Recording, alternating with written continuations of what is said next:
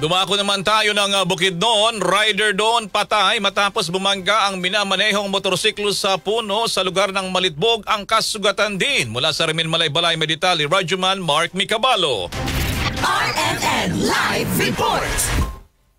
Patay ang isang lalaking motorcycle rider matapos bumangga ang minamaneho nitong motorsiklo sa isang puno habang sugatan naman ang babaeng angkas partikular sa Sitio Bilayong, poblasyon sa bayan ng Malitbog dito sa probinsya ng Bukidnon. Ang biktima ay kinilalang si alias Arman, 29 na taong gulang, habang ang babaeng angkas naman ay kinilalang si alias May. Ayon sa ulat, binabaybay ng mga biktima sakay ng isang Honda Click 125 na single motor ang pababang daan sa naturang lugar ng pagdating sa area. Nawala ng preno ang motorsiklo rason para mawala ng kontrol ang rider sa minamaneho at dumiretso sa isang puno. Sa lakas ng impact, pawang tumilapon ang mga biktima dahilan ng pagtamo ng matinding injury sa ulo ng driver na siyang naging dahilan ng kanyang agarang pagkamatay. Nagtamo naman ng injury sa kanang balikat ang babaeng angkas na nasa mabuti na ang kalagayan. Dinala naman sa Malitbog Municipal Police Station ang motorsiklo na sinakyan ng mga biktima para sa kaukulang disposasyon. Kasama mo sa RMN DX MB Malaybalay at ng 95.3 IFM News Bukidnon Matik, Radyoman Mark Micabalo.